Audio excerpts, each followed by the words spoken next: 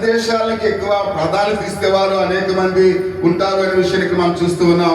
అసలు ప్రాముఖ్యమైనది ఏంటంటే వాళ్ళు దేవుని యొక్క మంచి తెచ్చే సందేశమే ఉండాలి. ప్రియమైన వాళ్ళ పాస్టర్ గారు చెప్పే సందేశంలో సంఘమంతా కూడా యేసయ్య నా కొరకు ఎలా చేశాడా, యేసయ్య నన్ను ఎలా ప్రేమించాడా అనే ఆలోచనతో మీరు ఉండాలి. కానీ మా పాస్టర్ గారు భలే చెప్పేశారురా, మా పాస్టర్ గారు తెగ నవ్వించేస్తారు, మా పాస్టర్ గారు చాలా మంచి ఆయన అంటే ఈయన మంచోడైతే మీకు రక్షణ లేదు. ప్రియమైన వాళ్ళు, ఈయన చెప్పే మాటలు మీకు ఇష్టాన్ని కలిగితే రక్షణ లేదు.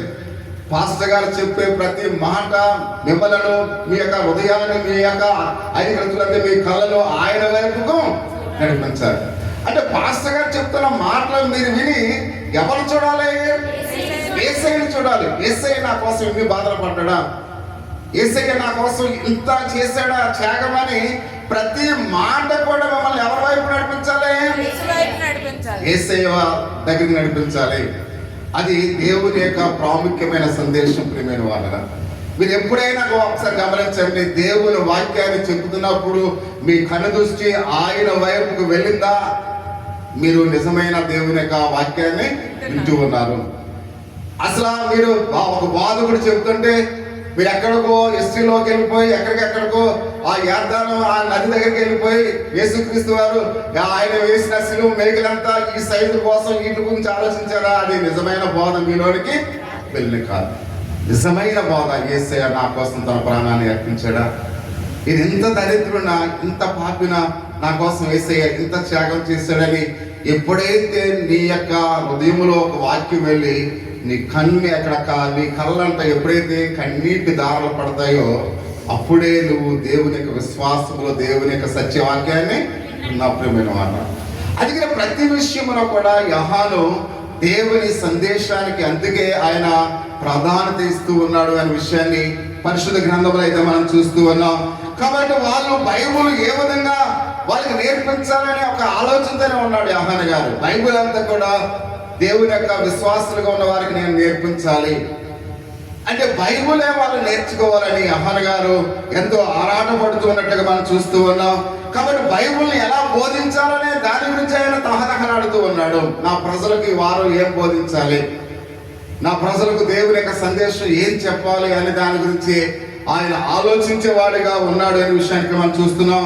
కాబట్టి జీవిస్తున్న వారికి సమస్యలు చెప్పడానికి యోహాను గారు ఇష్టపడట్లేదు. ఈరోజు నేను చాలా ప్రయాసపడిపోయానమ్మా, మీకోసం నేను ఎక్కడెక్కడో తిరిగి వచ్చానమ్మా, కాబట్టి నడవలేక కాళ్ళు ఎప్పట్టేస్తున్నాయమ్మా, చేతులు చూడండమ్మా వాసిపోయినాయి, నా ఇంట్లో ఎన్ని కష్టాలు ఉన్నాయి, నా పిల్లలు ఎలా ఉన్నారో చూడండమ్మా, కాబట్టి నేను చాలా దరిద్రుడిగా ఉన్నానమ్మా, అప్పులు అయిపోయినమ్మా, నా అప్పు మీరు కూడా తీర్చేయడమ్మా.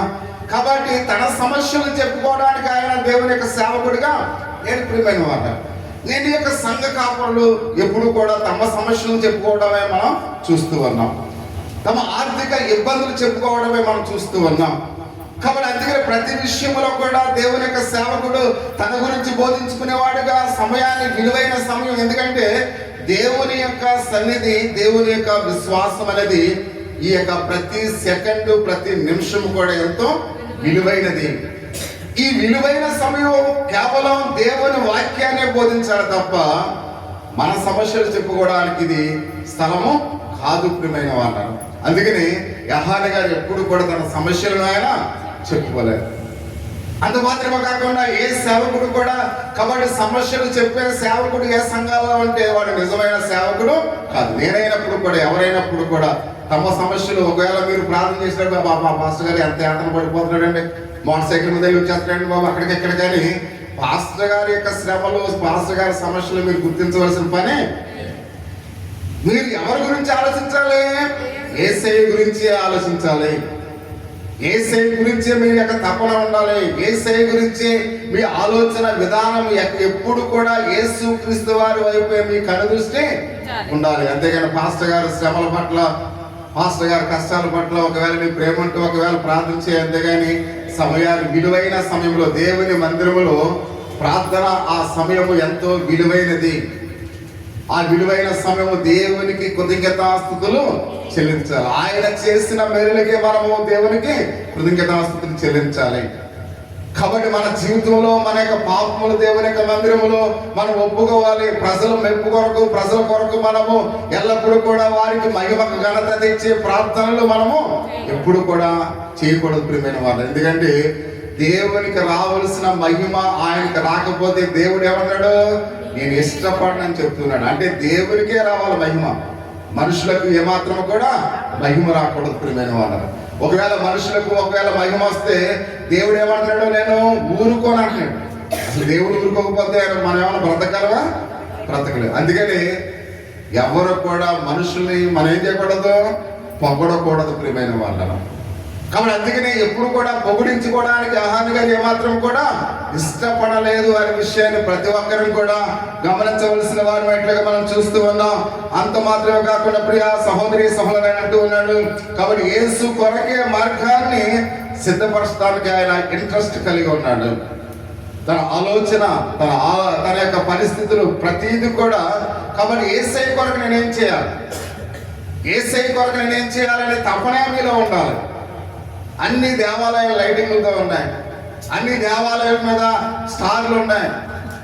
కాబట్టి యేసయ్య గురించి ఒకవేళ మనం ఆలోచించామా ప్రియమైన వాళ్ళు? కాబట్టి మనం యేసయ్య గురించి ఆలోచించండి.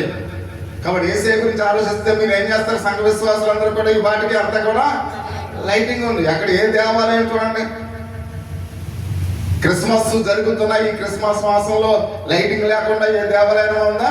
లేదు. స్టార్ లేకుండా ఏ దేవాలయం ఉందా?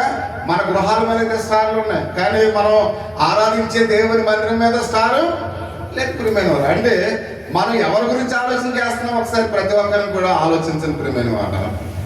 కానీ అహాను గారు తన ఇంట్రెస్ట్ అంతా కూడా దేవుని గురించి, దేవుని మార్గాన్ని సరళం చేయాలి. దేవుని కొరకే ఆయన బ్రతికి జీవించిన వాడుగా ఉన్నాడు. ఎవరు?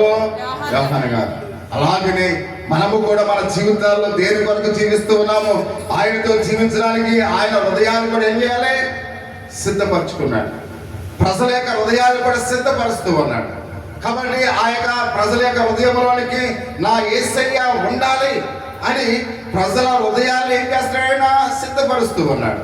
అంత మాత్రమే కాకుండా ప్రియమైన వాళ్ళరా, కాబట్టి దేవుని యొక్క సేవకులుగా, దేవుని యొక్క దూతలుగా ఉన్న అనేక మంది కూడా దేవుని స్వరమైనట్లుగా మనం చూస్తూ ఉన్నాం. దేవుని కొరకు ఎవరైతే దేవుని కొరకు ఆలోచించి పనిచేస్తున్నారో అటువంటి యొక్క సేవకులు దేవుని యొక్క స్వరమై ఉన్నారు ప్రియమైన వాళ్ళు. అందుకనే దేవుని యొక్క సేవకుడు చెప్పిన మాట మనం ఏం చేయాలంట? వినాలి ప్రతి ఒక్కరికి కూడా. అంత మాత్రమే కాకుండా ఆయన అంటూ ఉన్నాడు, రెండవ మాట, చివరి యొక్క మాట మనం చూస్తున్నాం. 2వ వచనంలో పరలోక రాజ్యము సమీపించి ఉన్నది, మారు మనసు పొందుడని అహాను గారు చెప్తున్నాడు. అంటే మారు మనసు అంటే పాప విషయములో మన మనసును మార్చుకోవడం ప్రియమైన వారు. మారు మనసు అంటే అర్థం ఏంటి అమ్మా? మారు మనసు అంటే అర్థం ఏంటి? పాప విషయములో మన ఆలోచనని మార్చుకోవటం. అంటే ఇప్పటి వరకు నేను పాపం చేస్తూ ఉన్నాను, ఇంకా ఇక్కడి నుంచి ఆ పాపాన్ని నేను చేయకూడదు. అంటే మనము వెళుతున్న మార్గంలో ఒకవేళ సరైన మార్గం కానప్పుడు ఎప్పుడైతే మనం వెనక్కి తిరిగామో ఇంకా ఎప్పుడు కూడా ముందుకి చూడకూడదు, వెళ్ళకూడదు ప్రియమైన వాళ్ళు. కాబట్టి అందుకనే ఆయన మాట్లాడుతూ ఉన్నాడు దేవుని యొక్క వాక్య భాగంలో. పాపాలను బట్టి మీరు ఎప్పుడైనా చింతిస్తూ ఉన్నారా? ఒకసారి గమనించండి.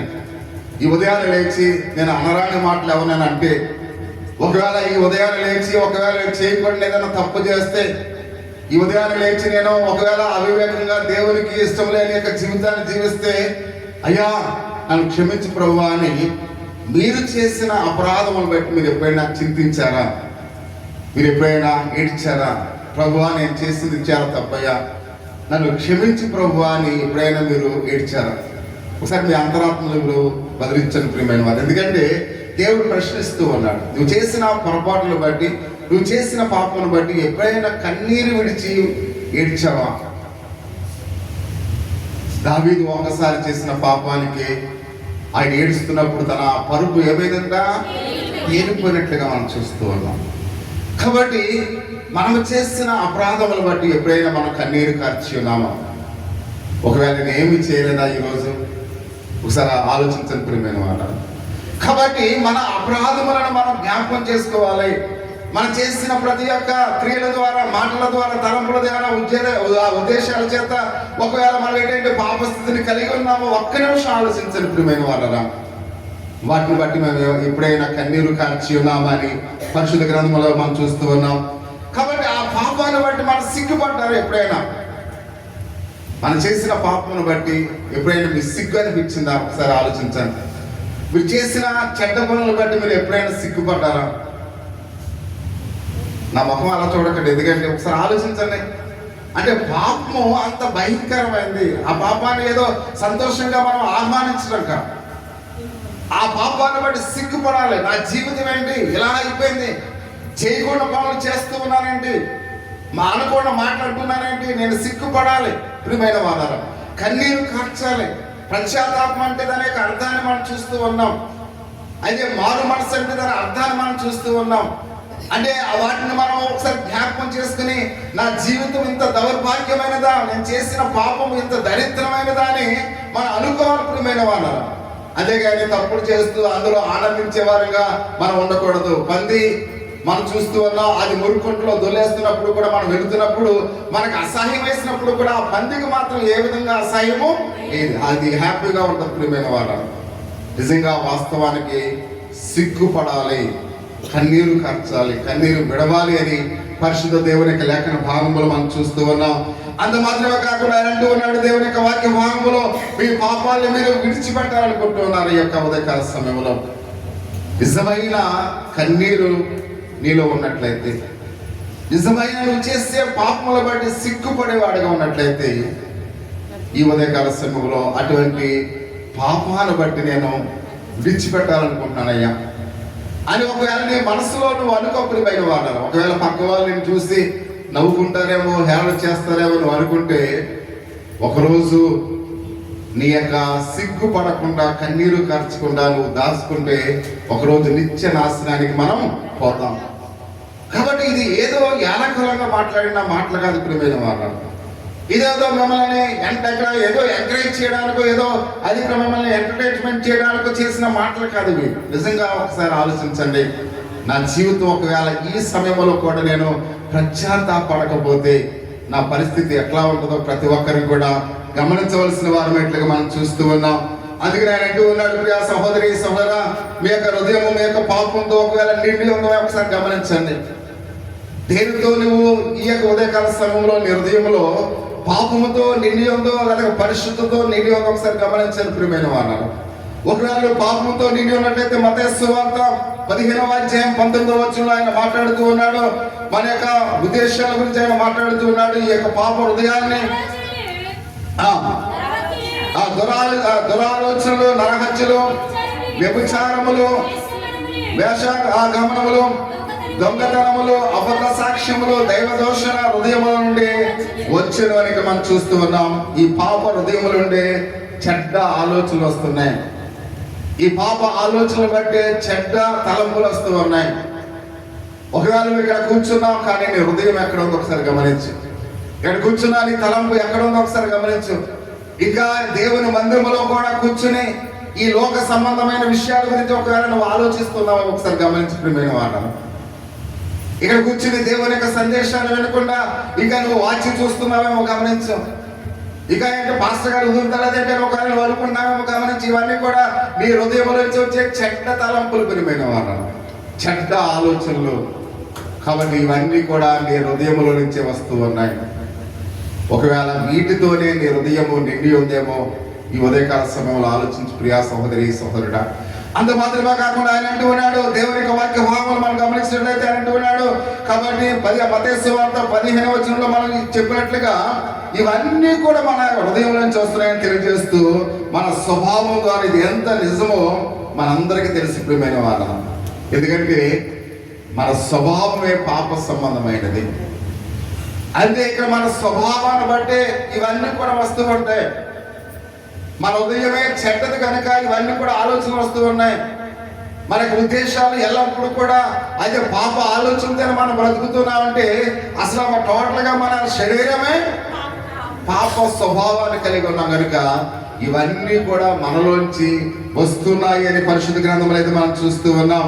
అంటే స్వభావ సిద్ధంగా ఎవరు కూడా చూడకుండా ప్రియ సహోదరి సహోదర చిన్న వాటిని కూడా, కాబట్టి చాలా మంది దొంగిలించాలనుకుంటూ ఉంటారు. ఏదైనా వస్తువు ఎవరైనా మన పరాయుడి దగ్గర ఉందనుకోండి, ఈ పెన్ అక్కడ ఉందనుకోండి, మనం ఏమనుకుంటాం, తీసుకోవాలని ఆశ ఎక్కడి నుంచి వస్తుంది? మన హృదయాల నుంచి వస్తుంది, మన తలంపుల నుంచి వస్తుంది. దానికి వెళ్ళి ఒక నీడ కోసం ఆగమనుకోండి, ఒక మంచి జాయింట్ ఉందనుకోండి, దాన్ని కోసేయాలి అంటే మన హృదయంలో నుంచి ఆలోచన వస్తుంది. ప్రియమైన వాళ్ళ, మన తలంపు అప్పుడు దాకా బాగానే ఉన్న వెంటనే అలా చూడగానే దాన్ని దొంగిలించాలని ఒక ఆలోచన మనలోకి వస్తుంది. కారణం ఏంటంటే పాప స్వభావాన్ని మనం అందరం కూడా కలిగి ఉన్నాం. కాబట్టి అందుకనే ప్రియ సహోదరి సహోదరుడు మాట్లాడుతూ ఉన్నాడు. దేవుని యొక్క వాక్య భాగంలో మనం అందరం కూడా వాటిని శోధింపబడుతూ ఉంటాం. ఒకవేళ కొయ్యడానికి ఇష్టం లేకపోయినా కానీ అనుకున్నా బాగుంది కదా కొసిందండి అంటే మనం ఏం చేస్తుంటది, శోధిస్తూ ఉంటది. అంటే మన పక్కన ఉన్న వాళ్ళు కూడా మనకు ఒక్కోసారి ఏం చేస్తుంటారు, శోధిస్తారు. ప్రియమైన వాళ్ళని తప్పులు చేయడానికి కొంతమంది మనం శోధిస్తూ ఉంటారు. అంటే మన పాప స్వభావం కలిగి ఉన్నాం, కొద్దిగా నిగ్రహ శక్తి మనం కలిగి ఉన్నాం. కానీ మన పక్కన వాళ్ళకి ఆ నిగ్రహ శక్తి లేక వాళ్ళు ఏం చేస్తుంటారా, మనది కొద్దిగా ఎవరు చూస్తారు. అంటే ఈ విధంగా మనుషులు కూడా ఏం చేస్తున్నారు, శోధిస్తూ మనము పాపంలో పడిపోయేటట్లుగా ఉంటున్నాం. ప్రియమైన వాళ్ళరా, కేవలం ఇది పాప స్వభావాన్ని బట్టి మనలో ఉంటుందని మనం చూస్తూ ఉన్నాం. ఈ పాప స్వభావం ఎంత చెడ్డదో ప్రతి ఒక్కరూ కూడా గమనించాలి. ప్రియమైన వాళ్ళరా, కాబట్టి కొన్ని సందర్భాల్లో ద్వేషించడం ఎంతో సులువు. చాలా మందిని ద్వేషిస్తూ ఉంటాం, అవమానిస్తూ ఉంటాం. ప్రతి ఒక్కరిని కూడా మనకున్న ధనం బట్టు, మనకున్న అందాన్ని బట్టు, మనకున్న స్థితిగతులను బట్టు, మనకున్న లేదా ఇక్కడ వెనకాల ఉన్న బలాన్ని బట్టు కొన్ని సందర్భాల్లో ఏం చేస్తుంటాం, అందరిని కూడా ద్వేషిస్తూ ఉంటాం. చాలా మందిని మనం అసహనంగా అయితే కొన్నిసార్లు వారి యొక్క హృదయాల్ని ఎంతో బాధ పెడుతూ ఉంటాం. ప్రియమైన వారు, అంటే మనకున్న గర్వాన్ని బట్టి ఎదుటి వారిని ఈ విధంగా మనం ఏం చేస్తుంటాం, ఏడ్పిస్తూ ఉంటాం. ఇది కూడా మన పాప స్వభావాన్ని బట్టి. ప్రియమైన వారు, కాబట్టి ద్వేషించడం చాలా ఈజీ. ప్రతి ఒక్కరిని కూడా ద్వేషించడం చాలా ఈజీ. ప్రియమైన వారు, కాబట్టి మనము ద్వేషించే వారుగా ఈ ఉదయకాల సమయంలో ఉన్నామేమో ప్రతి ఒక్కరిని కూడా గమనించాలి. ఎదుటి వారిని మనం హీనంగా చూస్తూ ఉన్నామేమో, ఎదుటి వారిని అసహనంగా చూస్తూ ఉన్నామేమో, ఎదుటి వారి మీద మనం నిందలు వేయడానికి మనం ప్రయత్నం చేస్తూ ఉన్నామేమో ప్రతి ఒక్కరిని కూడా గమనించాలి. మన యొక్క పొరుగు వారు వాళ్ళు చేసిన అన్ని మనము ఏవైతే వాళ్ళు చేస్తున్నారో, ఏమైతే చెడ్డ పనులు చేస్తారో ఇవే మనకి ఎక్కువ గుర్తుండి అందరి దగ్గరికి వెళ్ళి ఎలాగండి వాళ్ళు ఎలాగండి, వాళ్ళ ఫ్యామిలీ ఎలా అండి, వాళ్ళ పిల్లలు ఎలా ఉంటారండి, వాళ్ళ భర్త ఎలా ఉంటాడండి, వారి కదా భార్య ఎలా ఉంటుందండి అని ఈ అడక్కపోయినా కానీ ఏం చేస్తుంటారు, కొంతమంది చెప్తూ ఉంటారు. ఇప్పుడు సపోజ్ దేవుగా ఉంది, ఏదైనా దేవుకి ఏదైనా తప్పు చేసింది అనుకోండి, తెలిసారా దేవుగా మీకు తెలుసా, కాబట్టి ఎలా చేసింది అలా చేసింది అంటాం. ఒకవేళ దేవుగా ఏదైనా మంచి పని చేసింది అనుకోండి, అది చెప్తారా, చెప్పరు. ఒక దేవుగా మంచి పని చేసింది, ఈ చెడ్డ పనులు ఇలా చేసింది అలా చేసింది అని చెప్పేవాడు మంచి పని కూడా చెప్పాలి, కానీ చెప్తారా మంచి పనులు చెప్పరు. అంటే మనుషులు ఎదుటి వారిని అక్కడ ద్వేషించడం చాలా ఈజీ. అక్కడ ఎదుటి వారి మీద చెడ్డ పాటలు పలకడం చాలా ఈజీ. కానీ వారు మంచి కార్యాలు చేస్తే వాటిని ఎవరు కూడా జీర్ణించుకోరు, ఆ మంచి విషయాలు ఎవరు కూడా చెప్పరు. కాబట్టి అందుకనే ఎల్లప్పుడూ కూడా స్వభావము ఎల్లప్పుడూ కూడా చెడ్డదిగా ఉంది. ప్రియమైన వాళ్ళరా, మన స్వభావమే చెడ్డదిగా ఉంది. కాబట్టి మన శత్రువులు మనం చేసే మంచి పనులు కూడా కొన్ని సందర్భాలు మనం ఏం చేయాలి, చెప్పాలి. చెడ్డ పనులు ఎలా వ్యాపింప చేస్తూ ఉన్నామో వారు చేసే మంచి పనులు కూడా మనం ఏం చేయాలి, వ్యాపింప చేయాలి. కానీ అలా చేస్తామా మనం? చెడ్డ పనులు మాత్రమే మనకు గుర్తుండదు, కానీ ఎదురువారు చేసే మంచి పనులు ఏమాత్రం కూడా మనకి గుర్తుకు రావు అనే విషయాన్ని మనం గమనించవలసిన వారి మెట్లుగా మనం చూస్తూ ఉన్నాం. కానీ అందుకనే ప్రియ సహోదరి సహోదరా, దేవుని యొక్క వాక్య భాగంలో మనం ఆలోచన చేస్తున్నప్పుడు ఒకవేళ నిజం చెప్పాలంటే ఎక్కువ అవివేకంగా మనం ఆలోచన చేస్తూ ఉంటాం. అవివేకమైన పరిస్థితుల మధ్య మనం జీవించడానికి ఇష్టపడుతూ ఉంటాం. తమ సొంత హృదయాల్లో కీడుతో నిండిపోయి ఉంటుంది. ప్రియమైన వాళ్ళ, ప్రతి వారి యొక్క హృదయము దేనితో నిండిపోయిందంట? కీడుతో.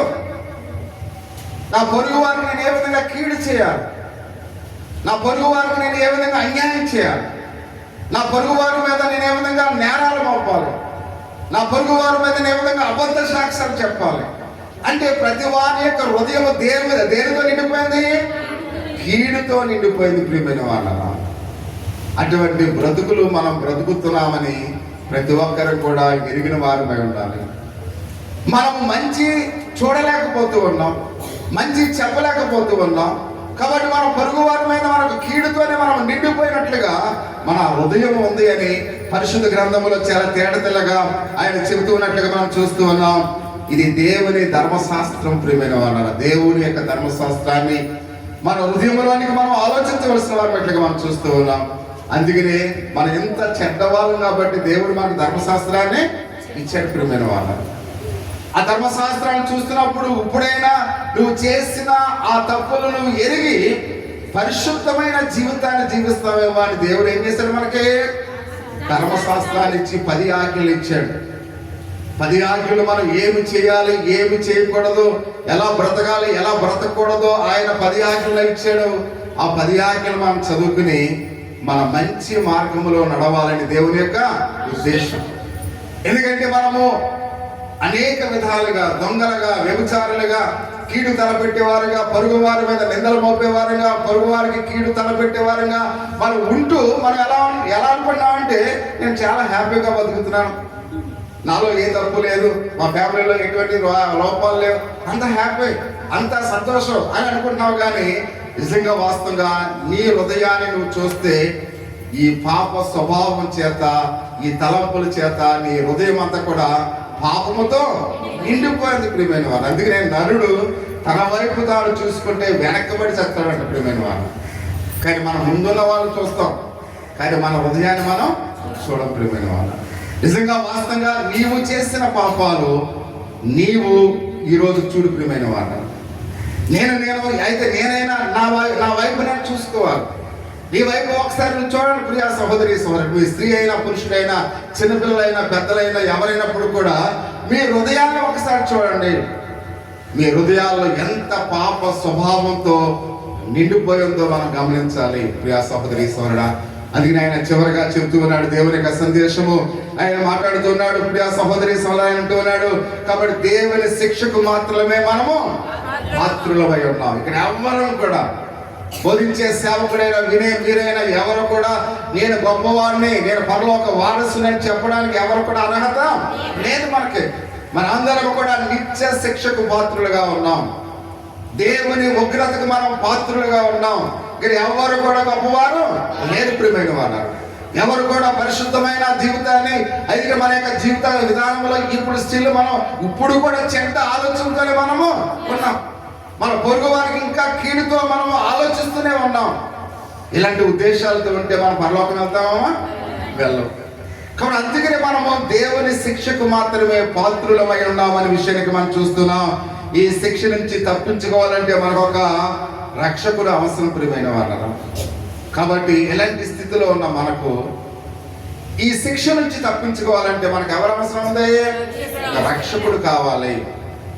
అందుకనే రక్షకుడి గురించి మీరు ఆలోచించాలి, సేవకుడి గురించి ఆలోచించకండి. ఎందుకంటే మిమ్మల్ని రక్షించేవాడు ఆ రక్షకుడు. కాబట్టి ఇక్కడ మన అందరికీ ఆయన కావాలి ప్రియమైన వాళ్ళ. ఆయన అవసరం మనకు చాలా ఉంది. కాబట్టి ఆ యొక్క రక్షకుడి గురించి మనం చూస్తున్నాం. అందుకని ఈ విషయాన్ని దేవుడు ధర్మశాస్త్రంలో ఆయన పొంచి ఉన్నట్లుగా పరిశుద్ధ గ్రంథంలో అయితే మనం చూస్తున్నా ఆయన మాట్లాడుతూ ఉన్నాడు. మనకి ఏం తెలియజేస్తుందంటే అందుకని మనం పశ్చాత్తాపడవలసిన వారమై ఉన్నాం ప్రియమైన వాళ్ళ. పశ్చాత్తాపం మనకి ఎందుకు అవసరం అమ్మా? ఎందుకు అవసరం మనకి? మన పాపులమై ఉన్నాం కనుక. కాబట్టి అందుకనే మనం పశ్చాత్తాపడాలి. ప్రతి ఒక్కరు కూడా అయ్యా నేను చేసిన అపరాధములు, నేను చేసిన పాపములు, నేను చేసిన చెడ్డ తలంపులు, చెడ్డ ఉద్దేశాలు ఇవన్నీ కూడా నాలోంచి తీసివే ప్రభువా అని మనం పశ్చాత్తాపడవలసిన వారమట్లుగా మనం చూస్తున్నాం. యోహాను గారు చెప్పినట్లుగా మన మార్గములన్నీ కూడా మనము మార్చుకోవాలి ప్రియమైన వాళ్ళ. దేవుడిచ్చిన ఈ గొప్ప అవకాశాన్ని ప్రతి ఒక్కరిని కూడా ఆలోచించండి. స్టిల్ నువ్వు ఇప్పుడు ఎలా జీవిస్తున్నావో నీ బ్రతుకు మార్చుకోవాలి. ఈ జీవన స్థితిని మార్చుకోవాలి. ఒకవేళ మార్చుకోలేకుండా నేను అక్కడే జీవిస్తాను, అలాగే బ్రతుకుతానంటే నిత్య నరకానికి పోతాం మనం అందరం కూడా. కాబట్టి ఇప్పుడు మనం ఏం చేయాలి?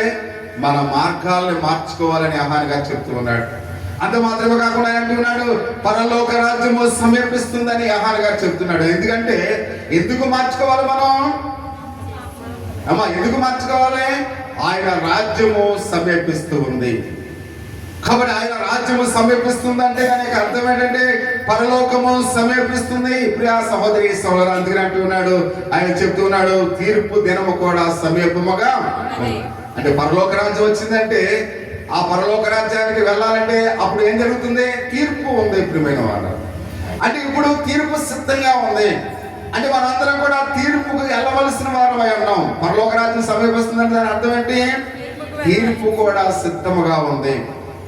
ఒకవేళ ఇప్పుడే యేసయ్య వస్తే నీ జీవితాన్ని మార్చుకోకపోతే నిన్ను తప్పించే నాదుడు ఎవరు కూడా లేడు ప్రియమైన వాళ్ళు. పర్వాలేదే, వచ్చే ఆదివారానికి వాయిదా వేసుకుందాంలే, లేదా సాయంకాలం నా భార్యతో చెప్పి నేను మాట్లాడదాంలే, నా భర్తతో చెప్పి నేను అన్ని కూడా మా ఇక్కడ చెడ్డ తలంపులు చెడ్డ ఉద్దేశాలు మార్చుకుందాంలే, ఒకవేళ పిల్లలు అయితే మా నాన్న మా అమ్మతో చెప్పి మార్చుకుందాంలే అంటే ఇంకా కుదరదు ప్రియమైన వాళ్ళు. ఒకవేళ స్టిల్ ఆయన ఇప్పుడే వస్తే నీ జీవితం మార్చబడకపోతే, నీ ఉద్దేశాలు మార్చబడకపోతే నిత్య నరకానికి మనము పోతాము అని యోహాను గారు చాలా స్పష్టంగా చెప్తూ ఉన్నాడు. ఆయన రాజ్యము బహు సమీపంగా ఉందంటే నీకు తీర్పు కూడా సమీపంగా ఉంది అనే విషయానికి మనం చూస్తూ ఉన్నాం. అందుకనే నోవాహు కాలంలో ఉన్న ప్రజల గురించి ఒకసారి ఆలోచన చేసినప్పుడు సొదొమ గొమొర్రా ప్రాంతం గురించి ఒకసారి ఆలోచన చేయని ప్రియమైన వారు. నోవాహు కాలంలో ఉన్న ప్రజలు చెప్తున్నాడు, నోవాహు అయ్యా రండి, ఈ వాడులోనికి ప్రవేశించండి, జల ప్రళయం వస్తుంది రండి, జల ప్రళయం వస్తుంది రండి అని ఎన్ని సంవత్సరాలు ఆయన ప్రకటించడమా? 120 సంవత్సరాలు ప్రకటిస్తే చాలా మంది అన్నారు, వాళ్ళు ఎలా అనుకున్నారంటే ఎప్పుడు వస్తుందా, పుట్టిన కాడి నుంచి అసలు వర్షం సినుకు కూడా పడలేదు, ఈ ముసలుడు ఏంటి వర్షం వచ్చేస్తుందా అంటాడండి. అందరూ కూడా వాళ్ళ ఇష్టానుసారమైన బ్రతికారు ప్రియమైన వాళ్ళు. అసలు ఎవరు కూడా ఆలోచించలేదు. స్టిల్ అంటే వాళ్ళు ఆలోచించకుండా వారు సుఖభాగాల్లోనే ఉన్నారు, సంతోషంగా ఉన్నారు, వినోదాలతో ఉన్నారు. అన్ఎక్స్పెక్టెడ్ గా ఏమొచ్చింది? వర్షం వస్తుంది ప్రియమైన వాళ్ళు. వర్షం వస్తుంటే వాళ్ళు మనకులాగా ఏం చేశారంటే కాబట్టి ఎత్తైన ప్రదేశాలకు వెళ్ళారు. మనం ఎలా వెళ్తామో వాళ్ళకు కూడా ఎందుకంటే 83, 86లో కాలం వచ్చింది మనకి ఎరగాలం. చాలా మంది ఏం చేశారంటే నడిలోకి వెళ్ళారు, అది కూడా మునిగిపోతుంది. రైల్వే స్టేషన్ దగ్గరికి వెళ్ళారు, రైల్వే స్టేషన్ కూడా మునిగిపోతుంది. అప్పుడు ఏం చేశారు? ఆ మామూలుగా 6 వాళ్ళు మెట్ట మీదకి వెళ్ళారు ప్రియమైన వాళ్ళ. అంటే మన ఆలోచన ఫస్ట్ ఎలా ఉంది? నడిదిలోకి రాదు కదా అనుకున్నాం అని అక్కడికి వచ్చేసింది. తర్వాత మామూలుగా రైల్వే స్టేషన్ దగ్గరికి రాదనుకున్నా అక్కడ కూడా వచ్చేసింది. కాబట్టి ఇంకా చివరి ఘట్టం ఎక్కడికి వెళ్ళిపోయాం మనం? 6 వాళ్ళు మెట్ట మీదకి. ఇందులో వచ్చిన వాళ్ళు ఎవరు ఉన్నారా? యాంగ్స్టర్ ఇచ్చేది ఎవరన్నా? 83, 6 వాళ్ళు వచ్చిన వాళ్ళు అబ్బులు గారు అక్కడే కనపడతారంటే మీరు అందరూ ఇంకా చూడలేదు. మీరు ఎవరన్నా? ముగ్గురు చూశారు ప్రియమైన. అంటే మన ఆలోచన ఎలా ఉందంటే ఏమీ కాదులే. అలాగే నోవాహు కాలంలో కూడా ఏమీ కాదులే అనుకున్నారు. కానీ వారు మునిగిపోతున్నప్పుడు ఇంకా అవకాశం లేక తలుపుది అంటే ఏమన్నా నోవాహు ఇది నాకు తెలియదు, ఆయనే లాక్ చేసేసాడు. అంటే అనుకూలమైన సమయం ఉంది కదా అనుకున్నారు. కానీ వారి జీవితాల్లో ఏమాత్రం కూడా వారు మార్చుకోలేదు. ఎన్ని సంవత్సరాలు మార్చుకోలేదు? 120 సంవత్సరాలు మార్చుకోలేదు. మా మాస్టర్ గారు అలా చెప్తాడు, ఆయన పని పాటలేదు అనుకున్నారు. ఒకవేళ మీరు కూడా నోవాహు దినాల్లో ఉన్న ప్రజలు ఎలా మార్చుకోలేదు, ఇప్పుడు కూడా మీరు అలాగుంటే ఆయన రాకడ ఎప్పుడో మనకి తెలియదు ప్రియమైన వాళ్ళ. సొదొమ గొమొర్రా ప్రాంతంలో ఉన్న ప్రజలు కూడా అలాగనే అనుకున్నారు.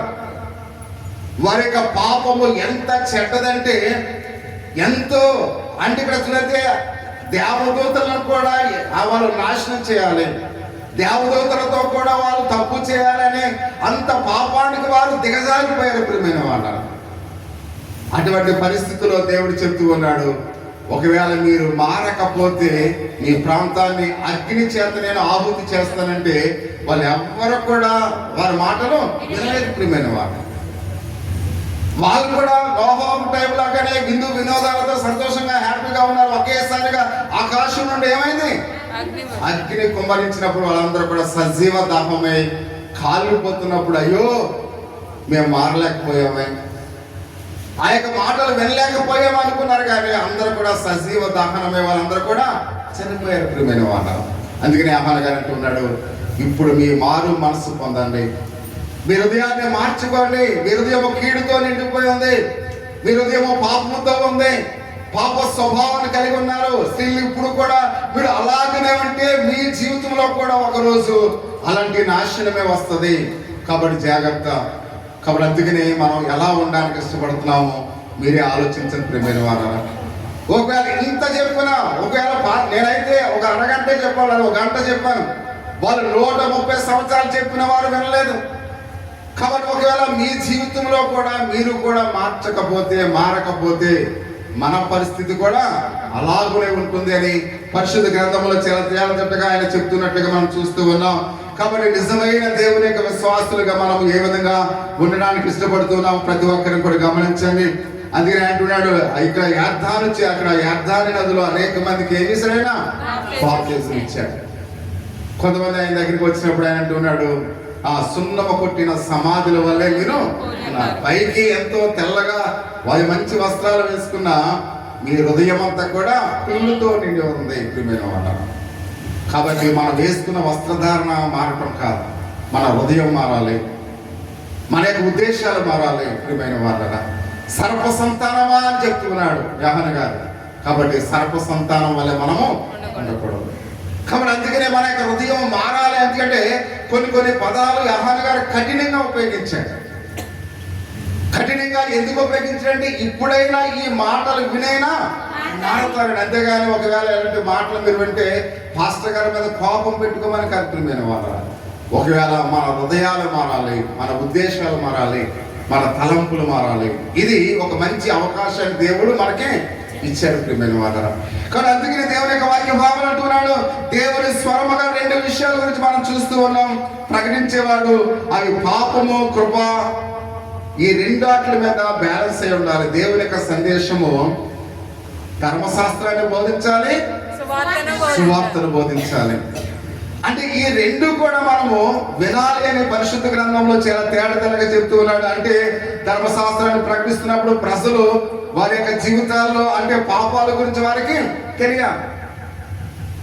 ఒకవేళ ఇప్పుడు మనం ఎంత చెడ్డోళ్ళమో తెలిస్తే అప్పుడు మన మంచి మార్గము ఎలా ఉంటుందో మనం తెలుసుకుంటాం. అందుకనే ప్రతి సినిమాలో ఒక హీరో ఉంటాడు, ఒక విలన్ ఉంటాడు.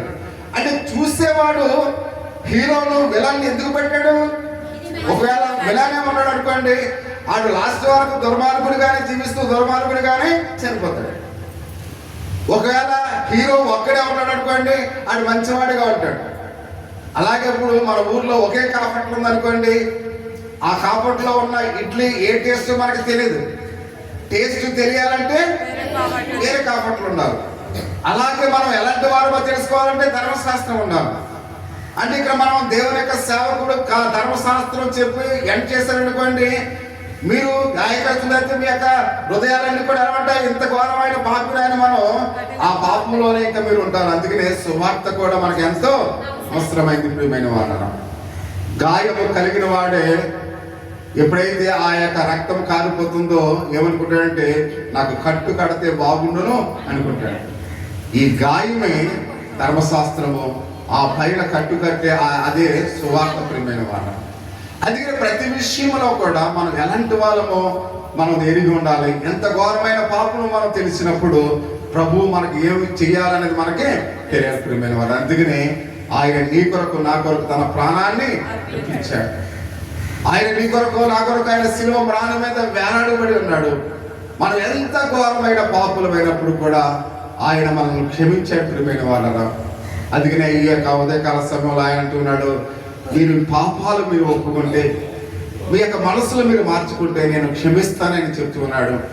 కాబట్టి ఇప్పుడైనా మన హృదయాలు మార్చుకుందామా? ఇప్పుడైనా మనం చేసిన అపరాధములు దేవునికి సన్నిధానంలో ఒప్పుకుందామా?